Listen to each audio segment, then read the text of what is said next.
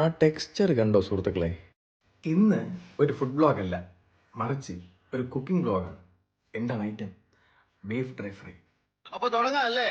അത്യാവശ്യം വലിയ സൈസ് ബീഫിലോട്ട് മുളക് പൊടി, മഞ്ഞൾപ്പൊടി, കുരുമുളക് പൊടി, ഉപ്പും വെള്ളവും കൂടെ ചേർത്ത് ഒരു 7-8 വിസിൽ വേവിച്ചെടുക്കുക. എന്നിട്ട് ഈ വേവിച്ചെടുത്ത ബീഫിനെ അത്യാവശ്യം നീളത്തിൽ മുറിച്ചെടുക്കുക. ഇനി മറ്റൊരു പാത്രത്തിൽ ഇഞ്ചി വെളുത്തുള്ളി പേസ്റ്റ്, ചില്ലി ഫ്ലേക്സ്, കോൺഫ്ലവർ പൊടി, ഗരം മസാല, മുളക് പൊടി, പെരിഞ്ജീരകം പൊടി, കുറച്ച് വിനാഗിരി, പിന്നെ നേരത്തെ വേവിച്ചതിലുണ്ടായ ബീഫ് സ്റ്റോക്ക് കൂടെ ചേർത്ത് മിക്സ് ചെയ്ത് ബീഫിൽ പുരട്ടി ഒരു മണിക്കൂർ റെസ്റ്റ് ചെയ്യാൻ വയ്ക്കുക. എന്നിട്ട് ഈ ബീഫിനെ ഒരു പാനിലോ മറ്റോ അത്യാവശ്യം എണ്ണയും കൂടെ ചേർത്ത് നല്ല ഡീപ്പ് ഫ്രൈ ചെയ്തെടുക്കുക. അന്തസ്. എന്തൊരു ഭംഗി, എന്തൊരു ഭംഗി. അങ്ങനെ ഞാൻ ഉണ്ടാക്കിയ ബീഫ് ഡ്രൈ ഫ്രൈ റെഡി ആയിരിക്കണം സുഹൃത്തുക്കളെ. ടെക്സ്റ്റ് ആണെന്ന് അറിയാം, സൂപ്പർ സാരം.